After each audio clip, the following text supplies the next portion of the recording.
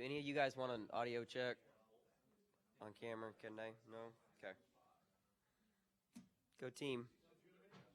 Don't take my recorder. No, you're on number 10. I'm on 80.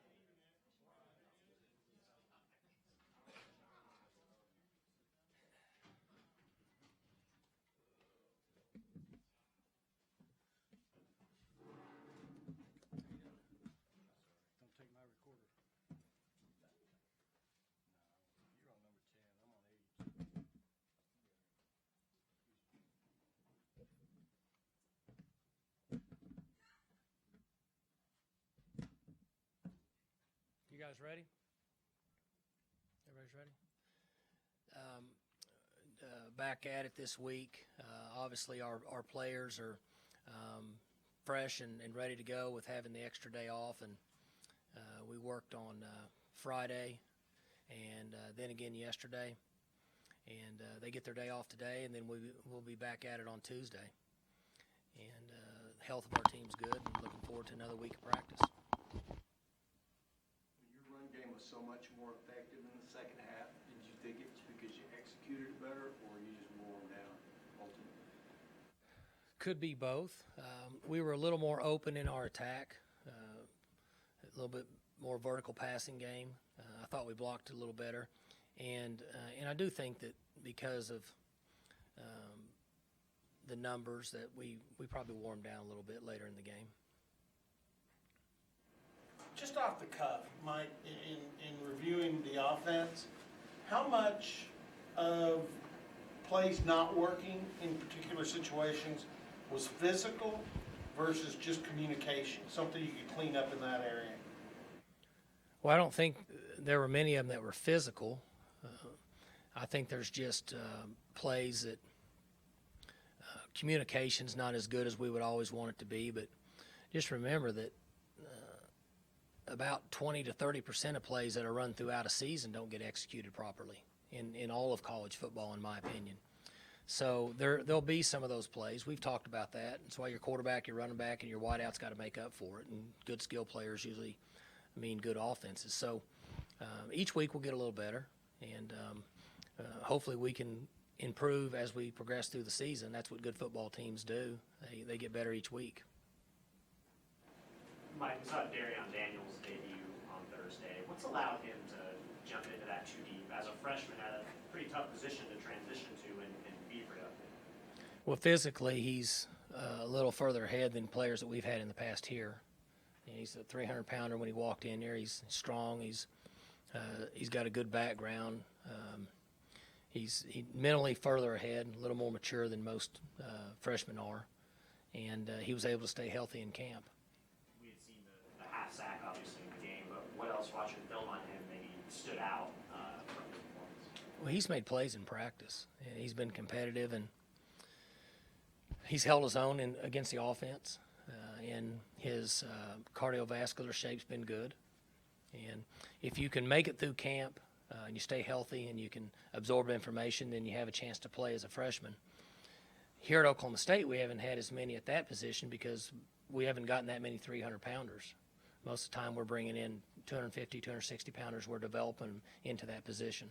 Jeremy Seton said he looked like a 40-year-old the first time he saw him. He figured he had to be a JUCO guy. Is that kind of what you thought when you see a guy that big? He's got a baby face, but body-wise, we just don't get many guys like him. And so we haven't had a history of playing young men at that position because we don't get many guys like that. And again, I bring back, he's fairly strong, and he's already a 300-pounder.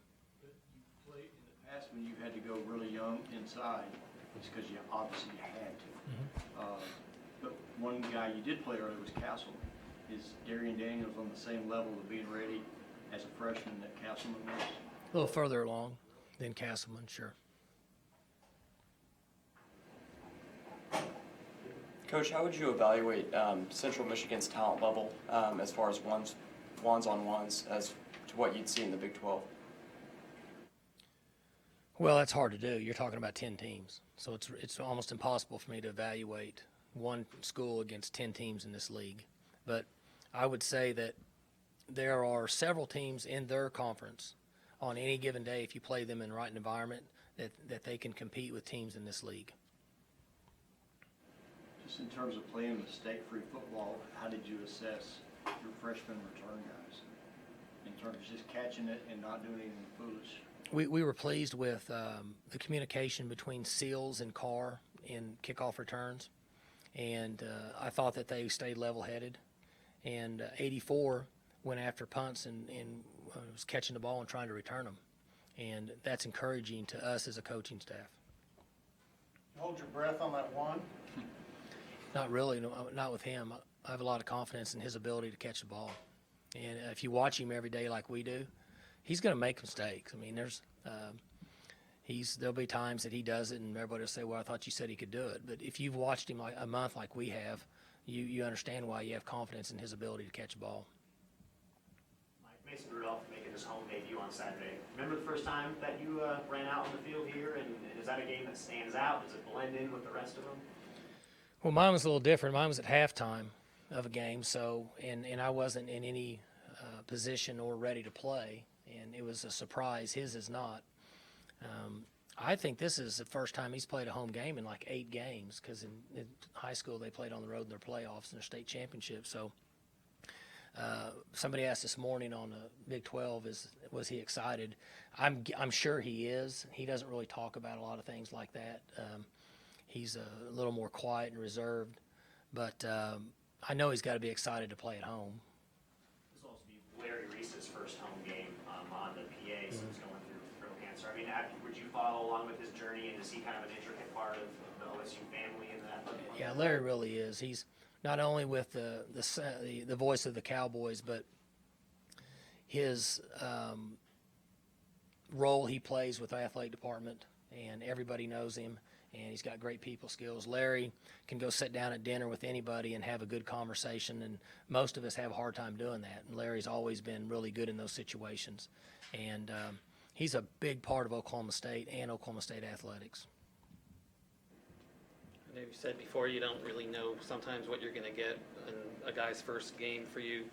How did Chris Carson do in that regard? I thought Chris Carson had what I would consider a good game. There's times that he was a little hesitant to accelerate through a hole, in my opinion, but he made moves, made guys miss, spin moves, jumped outside, got us some key yards at times. So in just my opinion, after one game, which it's way too early, that he gave us something that we hadn't had just from the ability to get out there and get more yards than what he should. I thought he ran hard. I thought at times he dropped his pads and was physical.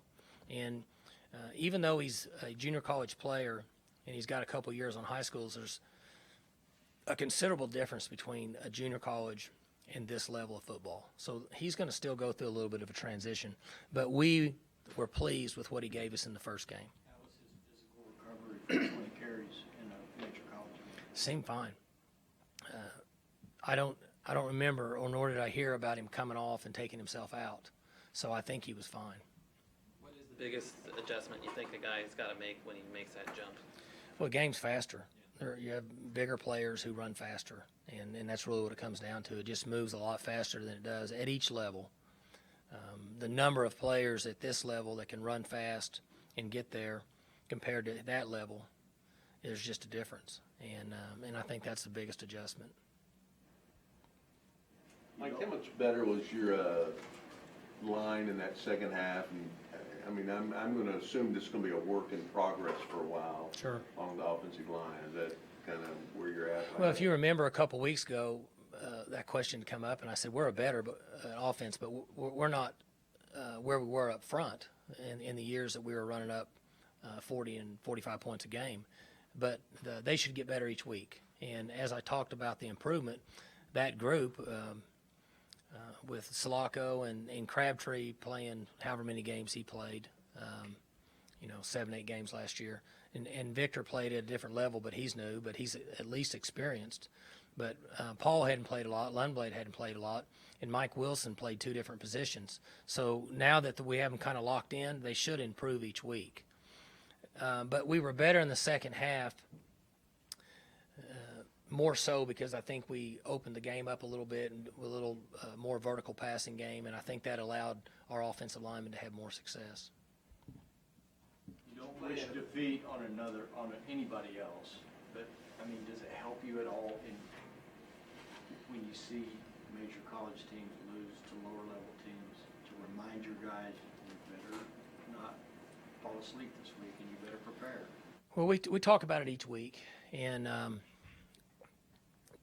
for years we've had discussions about the parity in college football, and it continues to grow each year. And as the NCAA becomes more involved with rules and cost of living and scholarship numbers and recruiting regulations, and it just continues to grow. And so you can watch games like when we got back, I think the next day, or no, it may have been the same night, I don't know. I just happened to see Western Michigan and Michigan State, isn't that right? Was that the same night we played or the next night? Okay, whatever. And I saw that, and they were in a position to really make that a close game at the end, and they ended up throwing an interception on the 2-yard line, had 1st and goal. And they were playing at Western Michigan's stadium. And so there's some risk involved in all these games, and you just have to talk to your players about the preparation. And really you can't – I mean, we're not good enough to look past anybody. We practice on the team that we're going to play this week, and that's what we've always done here. Did you get to a pace in the second half that you liked as far as playing fast? Not really. I didn't think we played fast enough as an offense. It was better. Again, it's because of a little more variation in what we did. And I don't wouldn't disagree with we were somewhat reserved in what we were doing in that game, especially in the first half, just based on inexperience at a few key positions and being on the road. And the conditions weren't really favorable for offensive football at that particular time. And so I think we were playing smart, and I agreed with those decisions. But we didn't get to the tempo that we need to be at, in my opinion, and our offensive staff's opinion. My twofold question.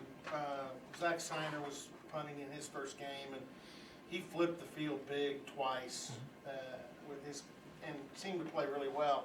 On the other hand, Ben was kicking off for the first time. Did a good job there, but do you think the kickoffs and that leg swing that he uses there had any impact on the missed field goals? I'm going to say no. We have complete confidence in Ben. He kicked one ball very poor, and the other ball he just pulled just a little bit. Rotation on the football was good, but he will improve. But I don't think that's going to factor in, or I don't think that factored into him not making those field goals. If for some reason we feel like that happens, then we'll need to make that adjustment. But right now, that's not something that I think is a factor. And Zach played good. Zach had one punt that was poor, but for the most part, being a freshman and playing on the road and your first time you're out there, that we thought he played pretty well last Thursday night. Mike, when Jimmy Bean got here, he was kind of the third musketeer, the guy or three, J-Dub and Josh obviously had impact that they've had, but now he's a fifth-year starter. How have you seen his evolution, and what sort of stands out to you about how he's gotten in the position he is right now? He's grown a lot and developed. You know, he was pretty small when he got here. I think at one time he was 208 pounds. And so he's worked hard. He's made the transition where he takes care of his classes. There was a time that he didn't show up at classes like he should when he's a freshman, and we've gotten him through that. He understands the importance of the outside world other than football, which we think is important in our organization, and he's done really good. Jimmy's quiet. He doesn't hardly ever talk. It's hard to get him to say anything. But he's really improved and matured. You know, he was the player of the game for us by our defensive coaches, and plays with good effort, great effort, really for the most part. And he's become a big part of our team at this time, you know, and I think the players see him as a leader. He's been there. He's kind of done it all. You have to have guys like him, I would think, you know, a guy that maybe doesn't have that instant impact, but sees the bigger picture, wants to get better. No, yeah, no question. And you see it with young men once they get in the program and they realize that there's more out there than just football and all the things that they have to satisfy in order to make themselves a better football player and a better person and help our team. And there's a lot of talk about that, but that's a big part of having a quality team and winning some games that maybe you shouldn't in somebody's opinion. And Jimmy kind of fits that role. And he had last summer he was in a pretty difficult class, and he had missed one, and we had gotten on him, and he said, "I've got it all under control." And, you know, we've all heard that before. And so we talked about it, and we run him for it. But he said, "I've got it under control, Coach. I've been here 4 years." And he ended up making it's either a B or an A in the class. And so I didn't want to give in to him. I never talked to him about it since, but he did kind of prove that he's grown up a little bit. When he said he had it under control, you know, obviously he was in pretty good standing in that class, so it made us feel better. Are you seeing some of the same sort of growth with Marcel Aitman? Mm-hmm. He's not as far as Jimmy now. Marcel's situation's a little different. Marcel came in and played early, and at times that can be that can actually work against a player because it comes too easy to you. And then last year we didn't get as much effort as we should have gotten from him. He was just an average player, and he had a good summer, and he had a good camp, and it showed. He played pretty good the other night. And it's usually the way it is. The guys are mentally focused and they're into it and they're unselfish and they're playing with effort, then they usually play pretty good in games. With what you were observing and hearing on your headset, what was your sideline like when Central Michigan drove and scored on you guys? It was really fine. The coaches were fine. I don't think there was any issue. I looked at the offensive guys. They were good. Mason was fine.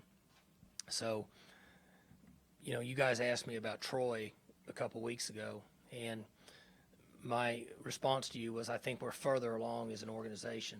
There's just more maturity as a team, and that if we get in that situation, we should be able to battle back just from years of service. And that's really kind of what happened there. Everybody just kept playing, and it, you know, made some plays, and then we were able to just kind of control the game. Along the lines of that question, you used to use the term body language and attitude all the time. During games now, don't see you having to harp on that much. Maybe you do it in the locker room before games, but your bench really doesn't flinch. It seems we talked to him on Thursdays about it as a reminder. We talked to him at the hotel before we travel to the stadium, home or away. But we don't really have many issues with players that draw attention to themselves, and our players don't yank their helmets off and slam helmets down, and we don't have arguments with coaches and discussions that are what we think are inappropriate to the overall success of an organization. We just don't have any issues here with our players now, and it's just because there's been so many years of guys that have realized that the younger ones watch the older ones. At any time, anything can happen. We all know that. There's 75 of us out there, and they're the ages of 18 to 23, so they're capable of losing it, but it doesn't happen very much. You and Robert mentioned you a little bit, but don't you think what Zach Snyder did was about as good as any guy's done here in his first game for what he does? He did. He had a good game, sure. He You really pressured him, didn't you? right. The first time they came after it the first time, and then they came after it the third time. They brought 8-man pressure, which is somewhat unusual to bring an 8-man pressure. It was a good call on their part. They're trying to find a way to steal a possession, and You bring 8-man pressure, then you're not covered down. You know, if somebody went out for a pass, you could flip it over your head to them, and it should be a first down. Still got to plant it, still got to throw it, still got to catch it. But there was twice they brought 8-man pressure, and our protection was good. You're always one short because you only have 7. They got 8. And he stayed there. He kept his direction in line with his punt. His punt foot was right in the middle of the shield like it's supposed to be, and he executed fairly well. He talked about Robin and Gary Calcagna worked with him on his biceps over the summer. So for a punter, I mean, Yeah, he presents a pretty decent image. I wouldn't cut my sleeves off yet if I was him. Well, you already have. But he does look okay for a punter. But he hadn't got quite to, you know, we've had some guys here in the past that those special teams guys are into all that stuff.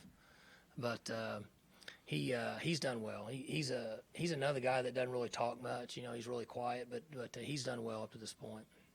Talk a little bit about just your level of confidence with your special teams in general.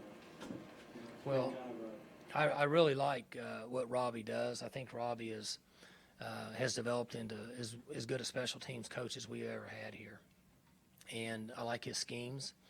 And we're much more mature than we have been, particularly last year. If you look at our cover units, the guys that are covering have played here, with the exception of Magruder, who's young. But the other guys have all been covering kicks and punts. And so it's easier to teach them. We're not starting with a new template. They understand it. They can bring back the information that we gave them last year, and they can go out and execute it. And it should help us. You know, we were good. Overall, we were good in special teams last year. And we should be at least that good, if not better, this year with the experience that we have.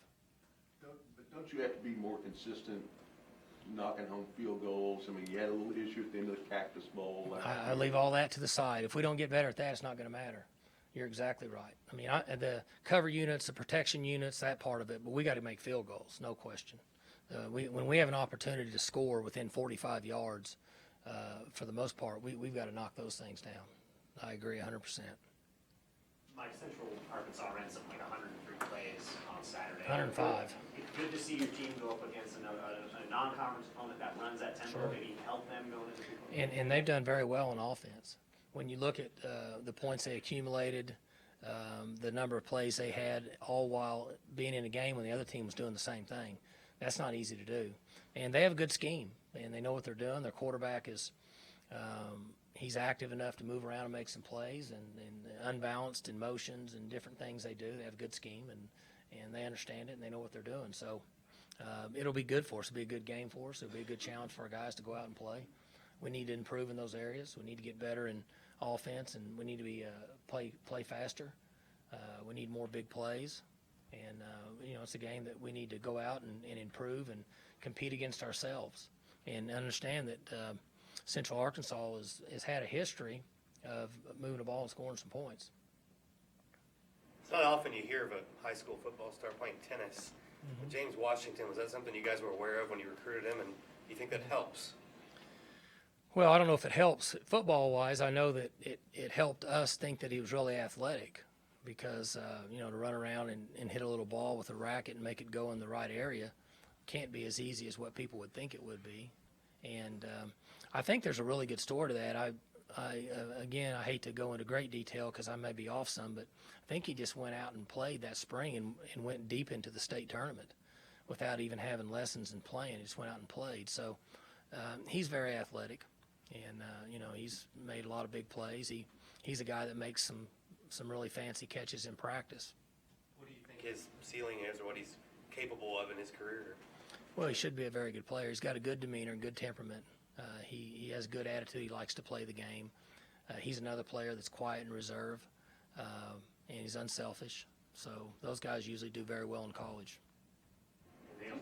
You had 10 different guys that get catches of that. You think that's just the way it's going to be? Should be. We've talked about that for 6 months, that we have a number of guys that can make plays. And they have to be unselfish. James Washington, you know, if there's years here that he would be a 12-catch-a-game guy. Same thing with Sept, and if Aitman continues to play, same thing with him. Glidden. Seals is a guy that's made catches here. We've got a number of guys. We're just going to have to spread it around and try to get the ball to everybody and keep them healthy. So, all right.